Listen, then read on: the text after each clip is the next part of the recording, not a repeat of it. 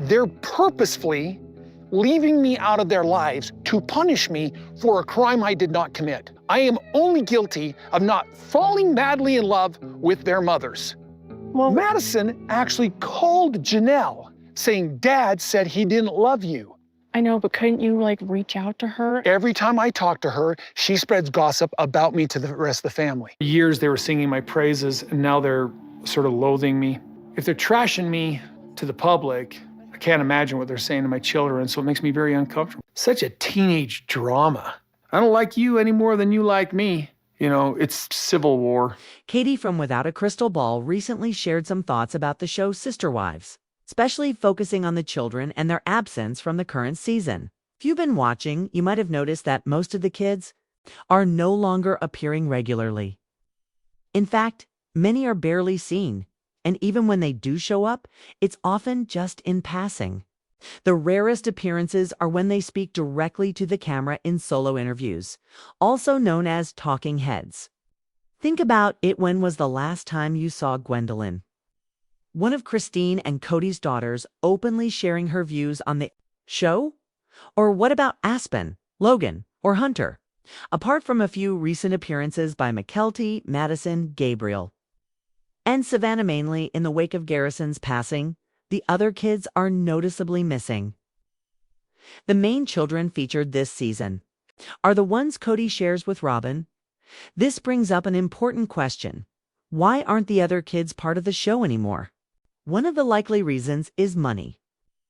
Kody doesn't pay his children to appear on camera, since TLC, the network airing Sister Wives, signs contracts with the parents, not the children. It's up to the parents to compensate their kids. If there's no incentive or payment involved, the kids have no real reason to participate.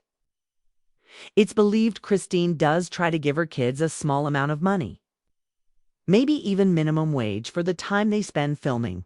But Kody reportedly does not do the same. So, while viewers see Robin's children like Aurora and Brianna often, those kids aren't receiving any financial benefit either. They live in nice homes and enjoy a comfortable lifestyle, but they don't have their own earnings or savings accounts.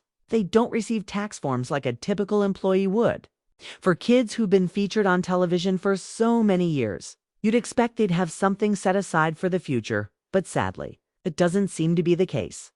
As the conflict between the adults becomes more intense this season, it seems that children want to separate themselves from the drama. Many of them likely feel the show has caused more harm than good. The cameras, instead of healing, may have added stress and division to an already fractured family. After Garrison's death, it might have been a good time for the family to pause filming and reflect. But that didn't happen. Unlike traditional actors, children on reality shows don't have union protection. Screen actors who are kids are part of the Screen Actors Guild (SAG), which has strict rules about their working hours, pay, education, and trust funds. Reality TV kids, however, don't get any of that protection.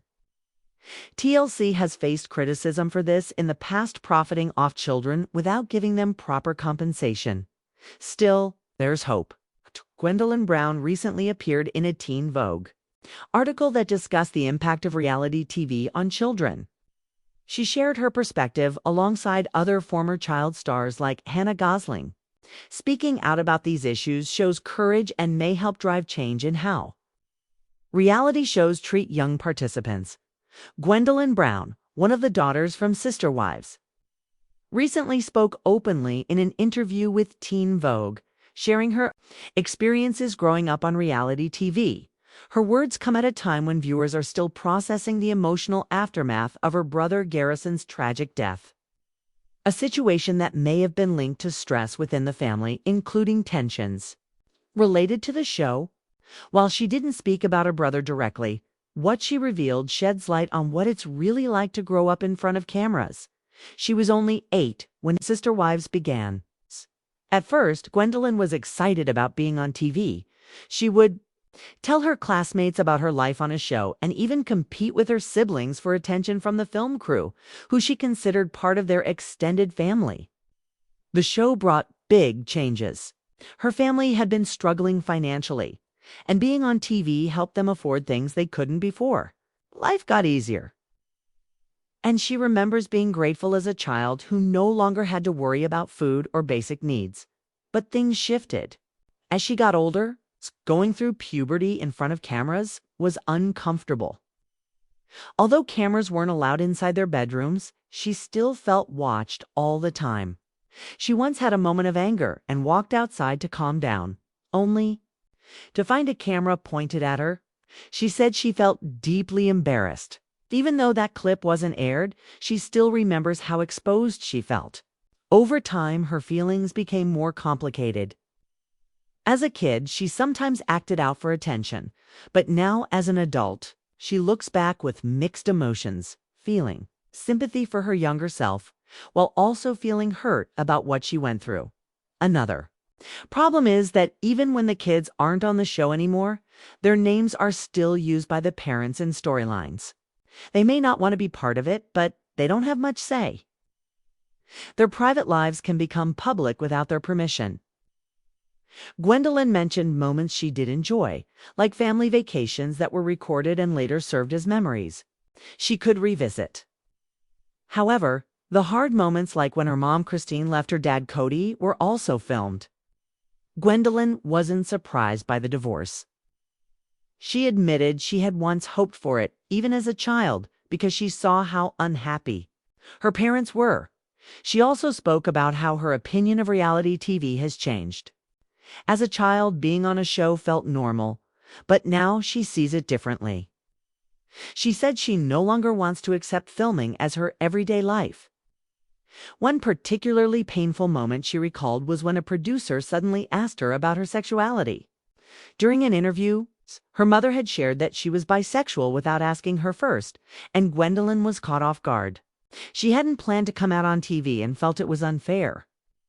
She pointed out that straight people don't have to announce their sexuality, so why should she?